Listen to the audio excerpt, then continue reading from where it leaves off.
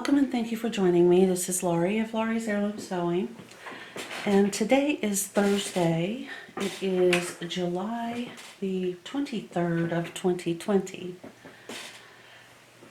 Things are rolling right along in the summer that really wasn't. I mean, it's not really here. I think today's temp is, well, let's just check and see. Right now at 12:24 on Thursday afternoon, it is 61 degrees in the Snohomish County area of Washington State. So there you have it, July the 23rd. It feels like October. It's the strangest thing. Fortunately, my plants in the garden, all of the gardens, are kind of a little bit behaving like it's summer. I noticed this morning on my garden walk that, and I'll link the, well, actually I'll just include the pictures in this video because I didn't do a video of the garden walk. That was a few days ago. But I did notice this morning I have some flowers blooming and some flowers coming on that you really wouldn't expect to see without, you know, some really warm, almost hot weather here. And I noticed I have lupin blooms. They haven't opened yet, but they're getting there. One of my all-time favorite flowers. Also, I have continued to work on this. I'm making progress. I don't know if you can see. It's just kind of a mishmash. I kind of wanted it to look boho, and it's kind of taken on a little boho-ish appearance, which for me is fantastic.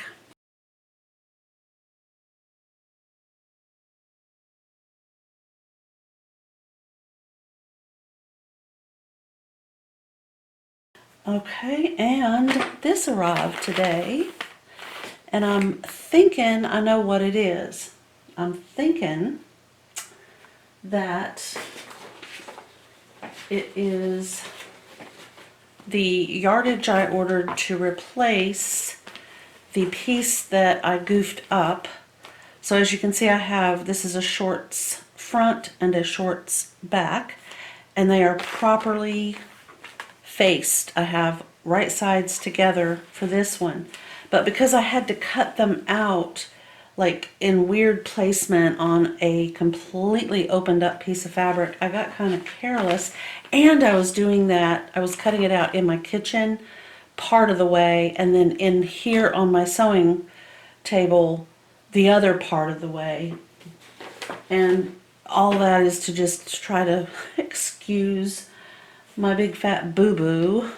But the other thing is, if you watched yesterday's video, I was waiting for this silver fabric right here to go with my robe that I am going to make. So let's just see what we have.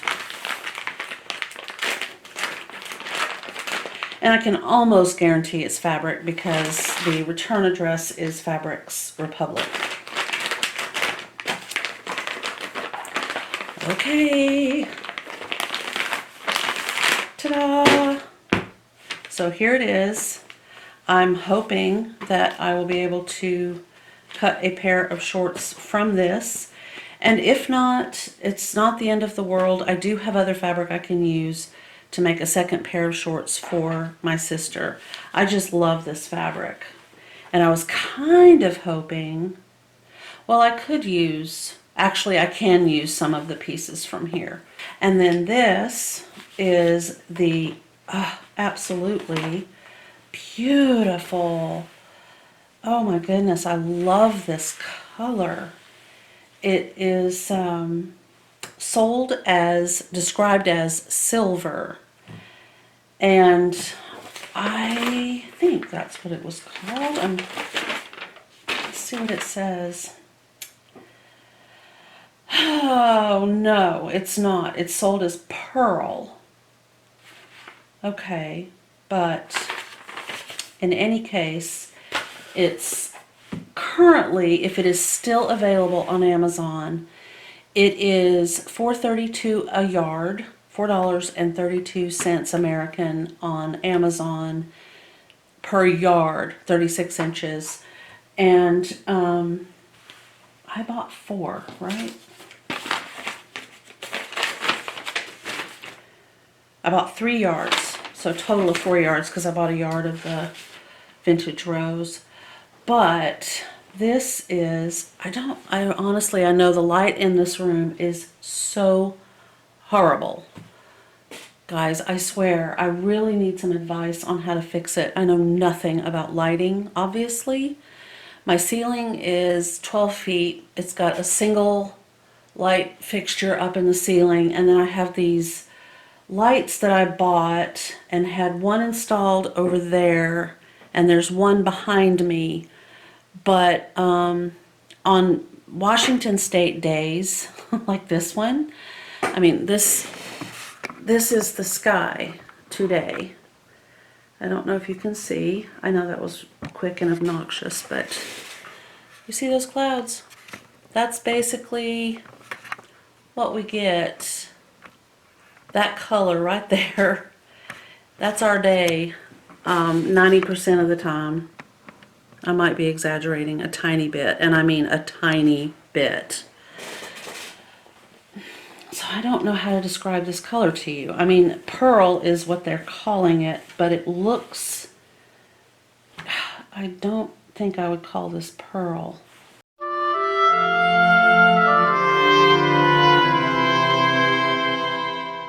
I hope it looks all right with daffodil pink.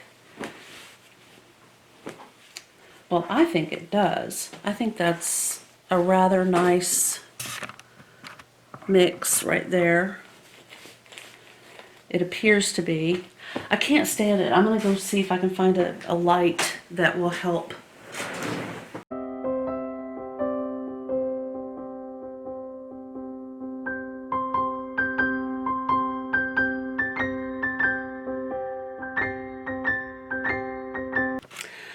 I messed around with the lights a little bit more. I don't think it's helping anything though. I don't think really anything is going to help until I either buy some kind of professional lighting system or we get a sunny day. So I'm just going to move on and we'll see what we're going to do next.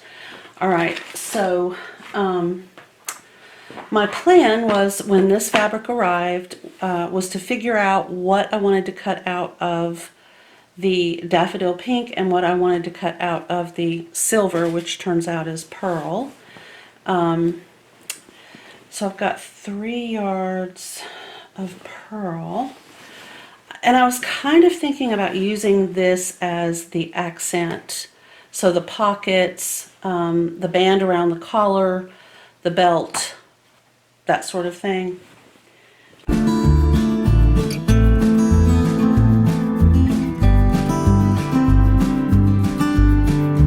If you're new here, welcome. Thank you so much for joining us today.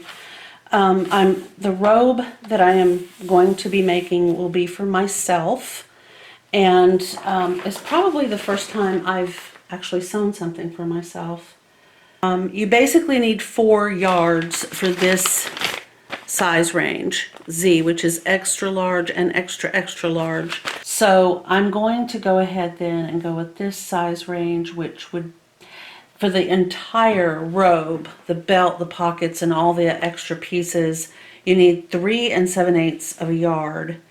And that holds true for going down in size. This pattern does not have these smaller sizes, but if you are doing this pattern and are doing large, medium, or small, which is size range Y, the letter Y, you will need for the small 3 3/4 yard, and then all the way from large to, or medium to large to extra large is 3 7/8 of a yard, and then the extra extra large wants 4 yards.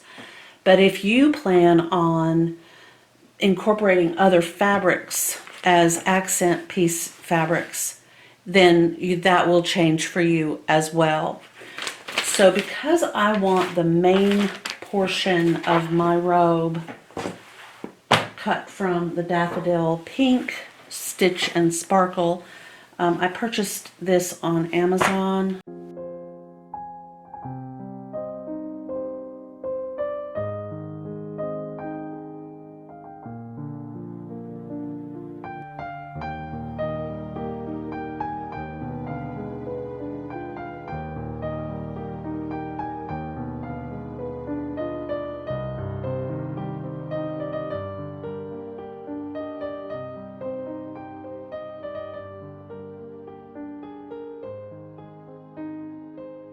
So I'm looking at a couple of things. The first thing I want to decide is this fabric directional, or can this fabric be used in either direction? If it is directional, then I'm going to have to be very careful when I cut it out. So let's see, these go like this, and this is this way, and this is this way. This flower goes up. This flower goes down. Okay, so I'm kind of seeing a multi-directional fabric. I don't know about the selvage to selvage, but I think going raw edge to fold, I'm in pretty good shape. The way that you're supposed to have it folded for your robe is to have your selvage edges together, which is going to be quite a feat for me on this little table.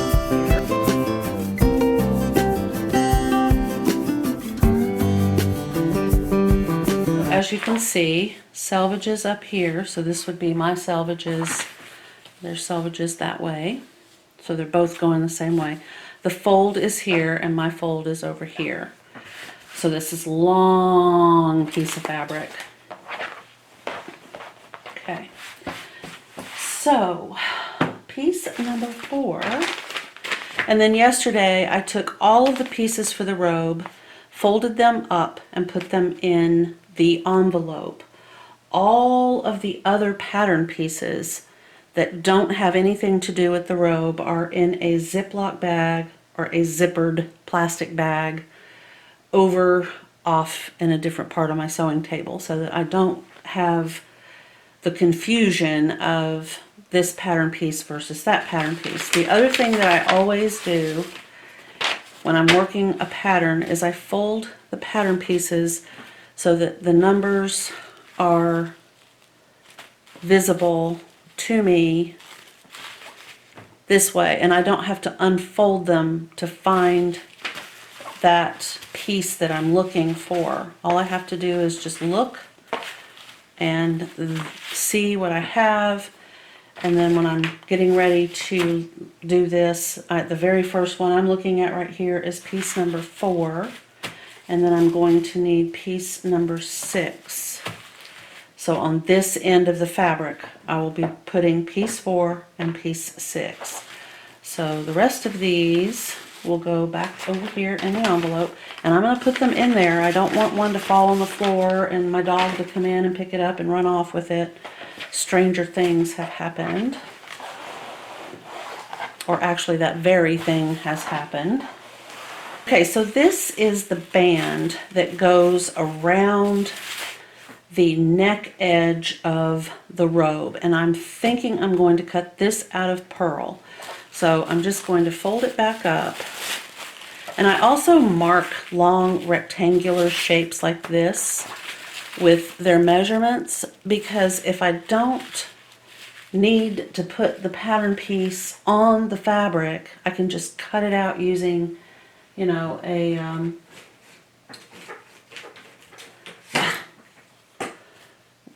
your OmniGrid, your Olfa, your rotary cutter.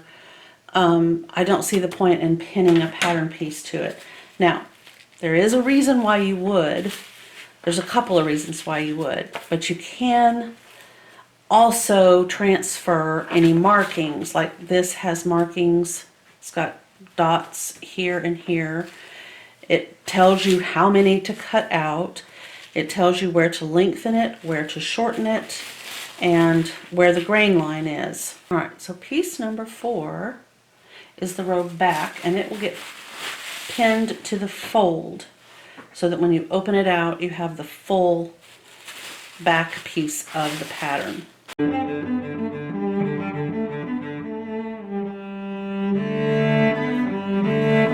just going to continue to roll this up. I might have to move it based on what's next. Now 6 for sure I'm going to just cut out of the pearl fabric.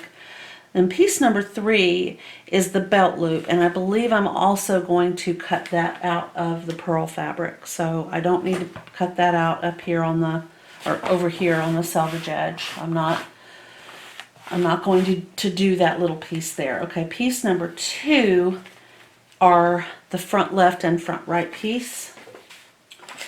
So I will pull that from my envelope. There it is. Piece 3 over here. Here's piece number 2. And piece number 2 is placed printed side up.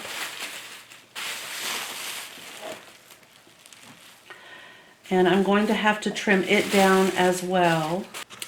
Okay, now I'm not sure if you noticed, but the bottom hem area was where I started at the edge of this. So this up here on the back is the neck and the shoulder area.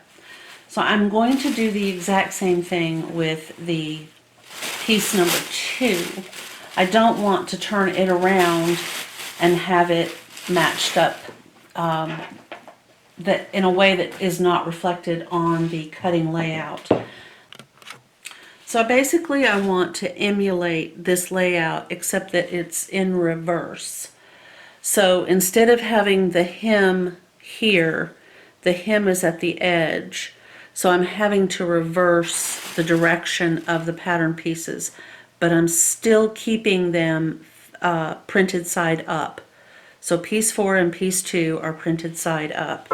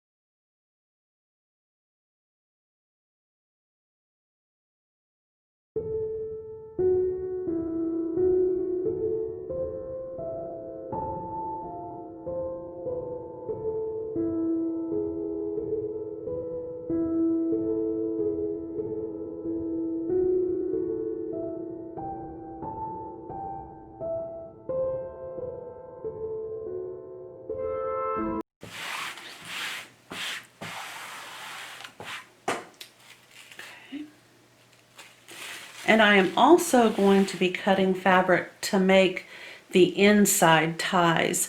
The pattern calls for ribbon, which is considered optional for this particular application. But I like having the inside tie available should I decide to avail myself of its use. So I'm going to make those also from this pearl colored fabric. Okay, so now I need to cut 1 loop for the robe. I only need 1. I'm cutting off the selvage edge here.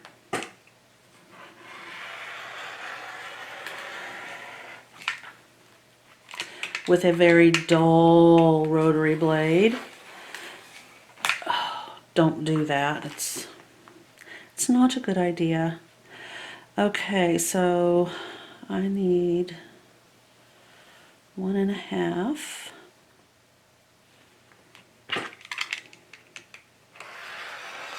And I realize that this is longer than 14,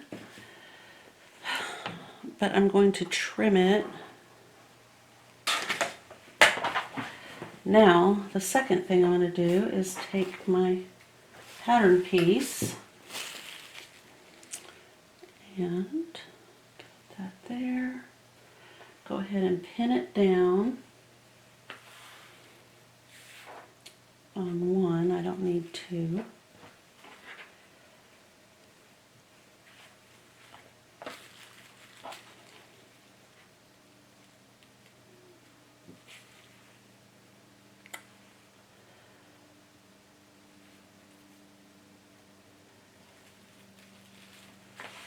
And I'm going to put my pins into this at a slight angle so that they will stay. I don't want them slipping out. Just going to cut this off and save it. Okay, do I have markings? No. So I'm going to fold this up and put it over here with the other big daffodil pink piece of fabric. This piece I'm going to save and use it as that ribbon. I can just fold it and stitch it. So I'm going to fold it like this, which reminds me that it's a ribbon. And I'm going to clip it and keep it with the rest of the pattern. Okay, now I have a pocket piece, and the pocket is cut on the selvage side, sideways. Okay, so now I have a selvage-free edge that I can work with. I am to cut 2 of the pockets. I will pin this right on that edge since it's now selvage-free. Bring this as close to that edge as I can. Okay, so now we have our 2 pockets cut out, and I will leave those with that as well. And then piece number 6 is the 4 1/8 inch wide by 48.5 inches long band.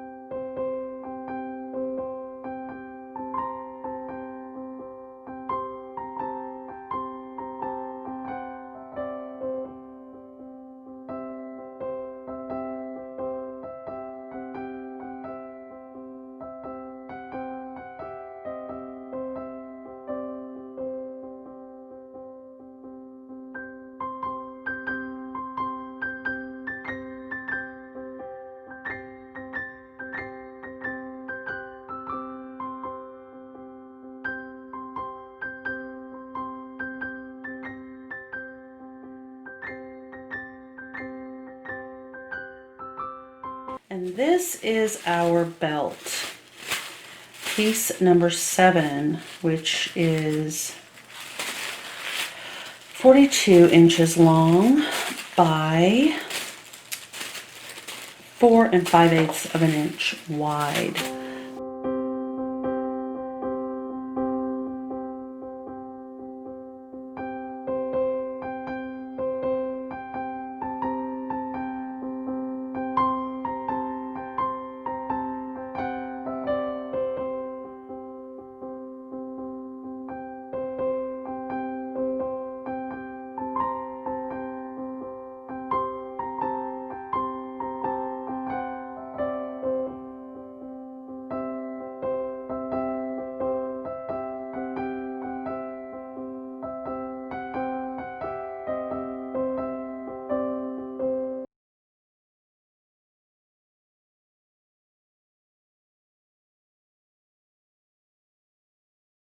So at this point, let's see, we could go ahead and work on the pocket. That's the first thing we do.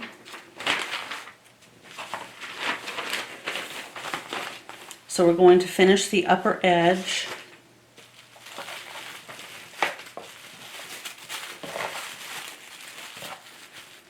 Of each pocket right along this edge, and that can be accomplished by either folding under, stitching, and then basically creating a top hem, or you can do a roll and whip, or you can do a zig. Okay, so I'm going to show you the steps. This one is almost completed in its little form here. Before you do anything, you fold this top, what they call the hem, along those dots to the right side. So this would be the right side of the pocket right here. If you had a print fabric for the pocket or a design that you embroidered, it would be right here, not on this side. So you're going to fold this down this way, and you're going to do a back tack, and you're going to stitch all the way around and then back tack over here.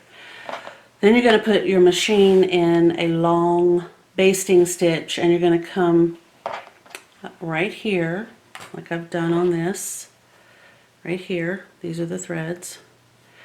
And you're going to baste around the bottom and then stop right here. So just along this little edge right here. Then to get that to pull in, before you do anything with this right here, this bottom edge, this is what you have right here. So here's the back tack and the stitch, back tack.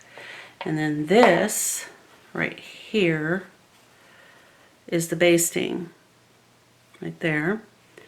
You pull only on the bobbin thread to get that to slide, and you're just going to kind of ease that in just a little bit.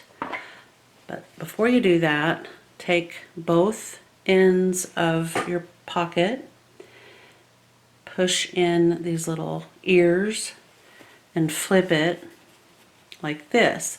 Now what you should have is the right side of your pocket right here with this edge to the inside, like that. Oh, and I should mention that I did decide to do a roll and whip finish along the edge right there. And that's just a tight zigzag that's just off the edge and then on the edge and off the edge and on the edge. And it makes it kind of a neat finish for anything like this on a lightweight fabric like this is. So now I'm going to go ahead and do the back tack and stitch, back tack. Then I'm going to do the basting stitches, and then before I do any of this, I will bring it back over here and show you what that looks like. Alright, so here is pocket number 2. And I haven't done anything other than take it off of the sewing machine. So what I have is the design, if this were if this fabric did actually have a visible right side, would be facing up right here at this particular point.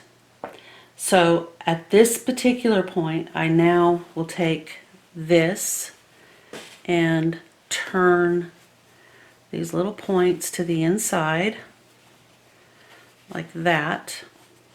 And what happens is this edge that I've stitched just naturally wants to follow where I have just folded this over. So it just has this inclination to kind of turn to the inside like it's sort of already doing. But now I remember, okay, I flipped it over so the the thread that's facing me is the bobbin thread, and I want to just give that a slight pull, not a lot, and a slight pull on the other side, not a lot. Don't pull on the thread from the needle because it will lock your stitches. So what this does is it helps to ease in these little corners of your pocket, and when we go over to press it, this will all be nice and tidy and folded in real pretty on both of these pockets. Okay, now before we do anything else, I have to point out that in true me fashion, the pocket instructions tell you to do what I've just done here, this hem stitch right here at 5/8 of an inch. I didn't want to do that big of a hem stitch. I wanted bigger pockets, and I'm being greedy. I just sort of felt like that would make my pockets slightly too small. I like big pockets on my robe. So I did a smaller one. Now if you have decided you're doing the pocket, if you want to follow these instructions, I recommend that you just go ahead and do 5/8 of an inch all the way around, and then do that little basting stitch on the corners. I decided instead of basting cut,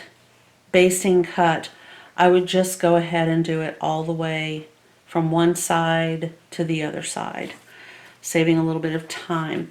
The other thing I didn't do, but I probably will before I press it, is take your scissors and very carefully cut that corner without cutting into your stitches.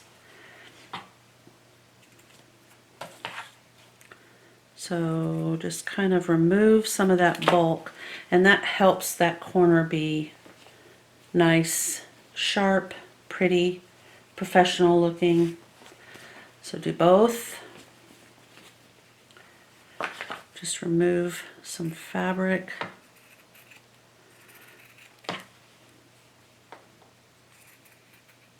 Just try not to cut through to your stitches, because then you will have to go back and redo what you just did, and you'll lose a little bit of fabric. Now if you have a point turner, I'm using at this particular time a chopstick. I do have a point turner, but chopsticks work really well too. Just kind of gently poke it into those two corners, and you'll get those really sharp pocket point things, corners, whatever. So just push that into the corner gently. Don't use your scissors because you will probably poke a hole in your fabric. It's not your fault, we all do it. Okay, so I have both pockets pressed. I'm not going to trim out these basting threads until I have the fabric cut out where I can apply the pocket to the front of the robe. But they are ready to go.